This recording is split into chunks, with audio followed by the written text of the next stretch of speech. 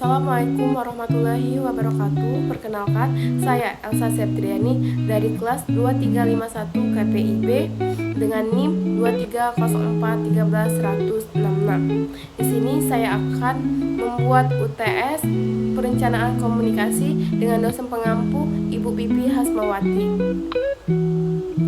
Baiklah, saya akan menjelaskan tentang materi-materi yang telah disampaikan sebelumnya oleh di kelas.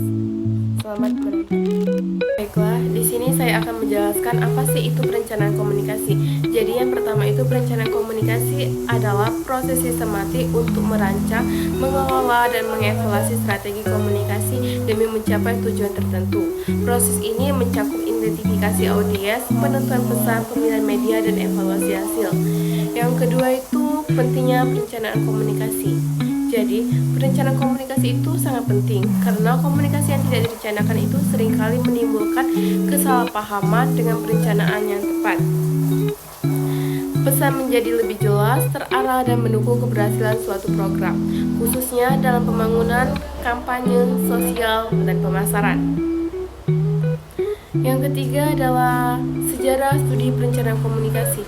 Jadi, studi tentang perencanaan komunikasi ini muncul pada tahun 1970-an sebagai respon terhadap ketimpangan informasi antara negara maju dan berkembang. Salah satu tokoh penting adalah Indra Ghani yang mendorong keadilan informasi global, didukung oleh riset dari Dr. Gendra dan institusi seperti UNESCO. Yang keempat itu ada isu ketidakseimbangan informasi. Menurut John Merrill, ketidakseimbangan informasi terjadi karena dominasi media barat yang seringkali menggambarkan negara berkembang secara negatif identik dengan kemiskinan, korupsi, dan kekerasan. Negara yang berkembang mengeluhkan arus informasi yang tidak adil dan penuh stereotip. Adapun yang kelima yaitu kebijaksanaan komunikasi. Jadi, kebijaksanaan komunikasi ini diperlukan karena komunikasi global semakin kompleks akibat kemajuan teknologi. Kebijakan ini membantu mengatur penggunaan informasi dan teknologi komunikasi agar lebih adil dan efisien serta menyesuaikan dengan perkembangan internasional. Adapun yang keenam yaitu kebijakan komunikasi. Jadi, kebijakan komunikasi adalah prinsip, pedoman, dan aturan yang mengatur sistem komunikasi. Menurut UNESCO, kebijakan ini harus mencerminkan nilai sosial, budaya, dan hukum suatu bangsa agar mampu menjawab tantangan dan kebutuhan masyarakat secara efektif. Dan adapun yang ketujuan yaitu tujuan kebijakan komunikasi. Jadi, tujuan utama kebijakan komunikasi adalah yang pertama itu mewujudkan keadilan informasi, yang kedua mendorong partisipasi masyarakat, yang ketiga mengoptimalkan sumber daya komunikasi, yang keempat meningkatkan kesejahteraan melalui informasi yang relevan. Dan yang kedelapan yaitu sektor yang terlibat dalam kebijakan komunikasi.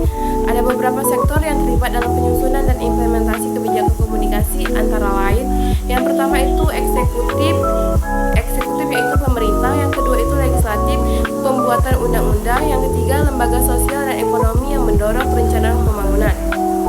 Dan yang kesembilan yaitu tipe perencanaan komunikasi. Terdapat dua tipe utama. Yang pertama yaitu strategi untuk jangka panjang, menetapkan visi dan arah besar organisasi.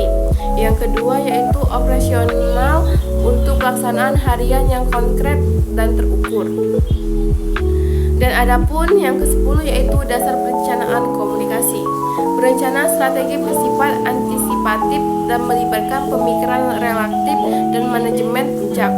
Ini mencakup yang pertama yaitu mencakup nilai budaya dan struktur. Yang kedua yaitu proyeksi masa depan. Yang ketiga itu rangkaian tindakan alternatif. Yang keempat dokumen tertulis dan visi jangka panjang. Dan yang ke-11 yaitu ciri visi harus memiliki. Jadi visi dalam perencanaan komunikasi itu harus memiliki yang pertama itu visioner dan menginspirasi, yang kedua itu ambisius dan membumi, yang ketiga unik dan membedakan organisasi, yang keempat memberikan semangat dan arah bagi tim. Yang ke-12 yaitu perencanaan komunikasi operasional. Jadi perencanaan operasional itu dibagi menjadi dua. Yang pertama itu instruktur komunikasi atau hard role, jadi pengadaan alat komunikasi. Yang kedua itu program program komunikasi, software, penyusunan kegiatan, pelatihan, dan konten komunikasi. Dan yang ke-14 yaitu pendekatan komunikasi Meyerson. Meyerson yaitu mengusulkan dua pendekatan. Yang pertama itu ada pendekatan rasional, menyeluruh, merancang sistem sebagai satu kesatuan. Yang kedua itu pendekatan terpilih, yaitu fokus pada bagian atau unsur yang menjadi prioritas. Dan ada juga yang materi ke nomor 14 yaitu teori pendekatan perencanaan komunikasi. Jadi ada 4 teori dasar. Yang pertama itu pembangunan. Pembangunan itu penentukan tujuan komunikasi pembangunan. Yang kedua sosiologi, memahami struktur sosial. Yang ketiga komunikasi, menyusun strategi penyampaian pesan. Yang keempat itu organisasi. Organisasi itu mengenali struktur dan fungsi kelembagaan. Adapun yang ke-15 yaitu hakikat perencanaan komunikasi. Jadi, hakikat perencanaan komunikasi ini meliputi yang ke-1 sebagai proses sistematis yang melibatkan teori dan praktik. Yang kedua sebagai bagian integral dari perencanaan nasional. Yang ketiga sebagai bentuk adaptasi terhadap perubahan teknologi komunikasi. Yang kelima sebagai aktivitas ekonomi dan evaluatif. Dan yang ke-16 yaitu masalah dalam perencanaan komunikasi. Jadi masalah yang sering muncul, yang pertama itu regulasi internasional dan arus informasi lintas negara. Yang kedua ketidakadaan kebijakan nasional yang mendukung. Yang ketiga itu sentralisasi yang menghambat delegasi daerah. Yang keempat kurangnya koordinasi lintas lembaga. Adapun yang ke-17 yaitu pengembangan perencanaan komunikasi. Jadi pengembangan itu mencakup 4. Yang pertama perencanaan, yang kedua pengorganisasian, yang ketiga pelaksanaan, dan yang keempat monitoring dan evaluasi. Ini bertujuan untuk menyusun strategi komunikasi yang efektif dan berdampak luas. Dan yang ke-18 langkah-langkah perencanaan komunikasi. Yang pertama menentukan tujuan dan sasaran, yang kedua menilai konteks, yang ketiga mengidentifikasi audiens, yang keempat menyusun pesan yang penting, dan yang kelima menentukan media dan kurir pesan, dan yang keenam menyusun jadwal pelaksanaan, yang ketujuh mengukur dampak, dan yang kedelapan menyusun ringkasan rencana. Dan ada juga yang ke-19 yaitu manfaat perencanaan komunikasi. Jadi perencanaan komunikasi itu bermanfaat untuk yang pertama menyelaraskan pemahaman antara tim, pemangku kepentingan, dan publik. Yang kedua membantu strategi komunikasi agar program sukses. Yang ketiga menghindari pemborosan waktu, tenaga, dan sumber daya. Baik, itu saja materi yang saya bisa sampaikan untuk UTS perencanaan komunikasi. Wassalamualaikum warahmatullahi wabarakatuh.